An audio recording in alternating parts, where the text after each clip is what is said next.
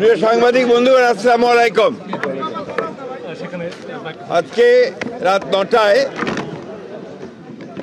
দলের চেয়ারম্যান জনাব তারেক রহমানের সভাপতিত্বে জাতীয় স্থায়ী কমিটির জরুরি সভা অনুষ্ঠিত হয়েছে। এই সভায়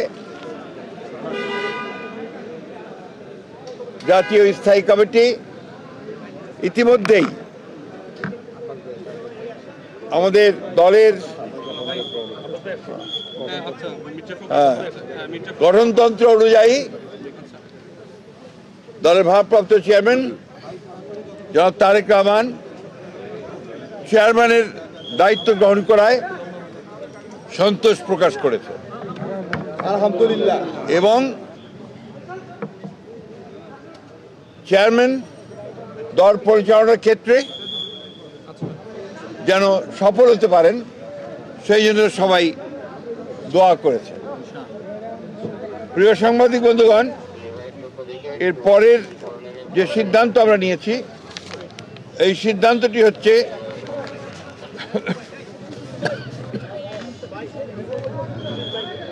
নির্বাচন কমিশনের অনুরোধে বাংলাদেশ জাতীয়তাবাদী দলের চেয়ারম্যান জনাব তারেক রহমান আগামী 11 জানুয়ারি 2026 থেকে জাতীয় নেতা মৌলানা আব্দুল হামিদ খান ভাসানী ও 2024 ছাত্রগণ অভ্যুত্থানে শহীদ আবু সাইদ সহ অন্যান্য শহীদদের প্রতি শ্রদ্ধা জানানোর জন্য তাদের কবর জিয়ারত এবং কিছু পারিবারিক দায়িত্ব পালনের জন্য দেশের উত্তরাঞ্চলের কয়েকটি জেলা সফর করবেন বলে সিদ্ধান্ত নেওয়া হয়েছিল। এ ব্যাপারে নির্বাচন কমিশনের অনুরোধে বাংলাদেশ জাতীয়তাবাদী দলের চেয়ারম্যানের এই সফর স্থগিত ঘোষণা করা হয়েছে। আমরা যে আমাদের স্বেচ্ছাসেবক দলের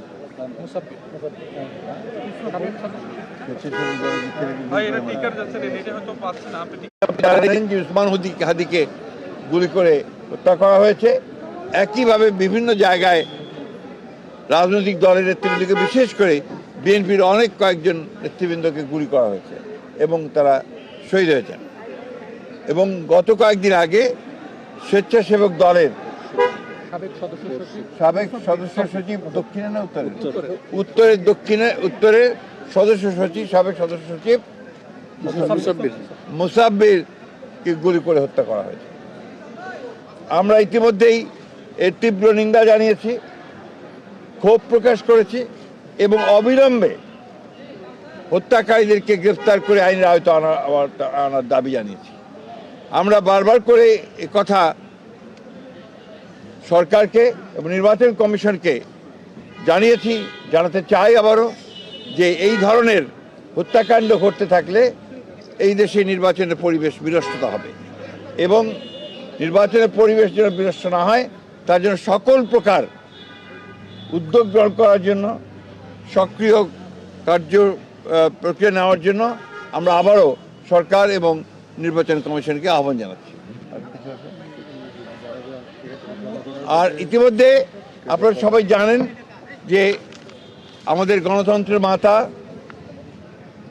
অবিসংবাদী নেত্রী এবং আমাদের আপসীর নেত্রী দেশনেত্রী বেগম খালেদা জিয়ার ইন্তেকালের পরে তার জানাজায় যে শরণার্থী কালের বৃহত্তম জানাজা অনুষ্ঠিত হয়েছিল এবং বৃহত্তম জানাজা অনুষ্ঠিত হয়েছিল, সেই জানাজায় মানুষের যে সমাগম হয়েছিল এটা এই বাংলাদেশে আর কখনো দেখা যায়নি।